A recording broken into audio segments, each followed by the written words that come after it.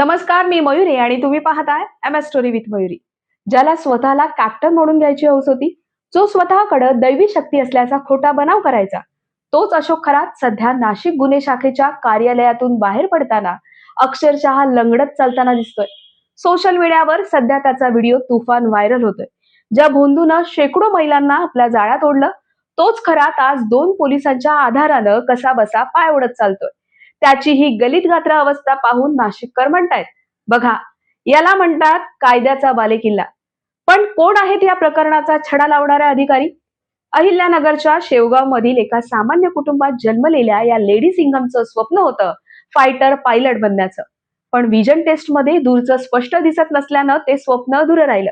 पण त्या खचल्या नाहीत. आकाशात नाही तर जमिनीवर राहून लोकांसाठी काम करण्याचं त्यांनी ठरवलं.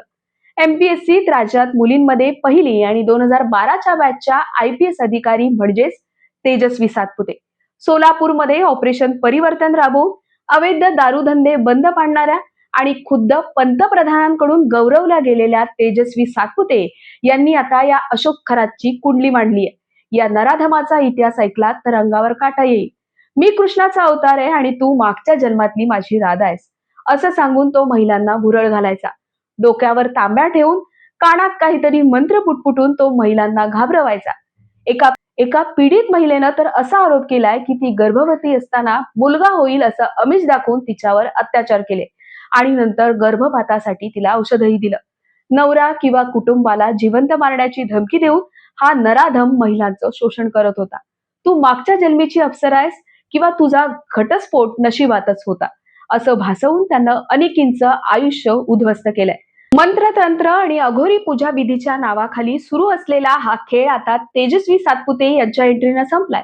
चौकशीत खरात आणि त्याचा उजवा हात नीरज जाधव यांची पोलिसांसमोरच जोरदार झुंपली. ज्यावेळी हा नराधम पोलिसांच्या गाडीत बसताना नाशिक जिल्हा कायद्याचा बालेकिल्ला असं पुटपुटला, तेव्हा खऱ्या अर्थानं नाशिक पोलिसांच्या या बालेकिल्ला पॅटर्नचा दणका काय असतो हे संपूर्ण महाराष्ट्रानं पाहिलं. पण शेवटी एक गोष्ट विचार करण्यासारखी आहे. आपण 21व्या शतकात जगतोय, पण आजही अशा भोंदू बाबांच्या दैवी शक्तींवर विश्वास ठेवून आपलं आयुष्य धोक्यात घालतोय.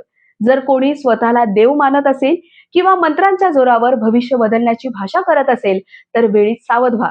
श्रद्धा असावी पण अंधश्रद्धा नको. संकटाच्या वेळी मंत्रांपेक्षा कायद्याची आणि विज्ञानाची मदत घ्या, जेणेकरून अशा नराधमांचं फावणार नाही.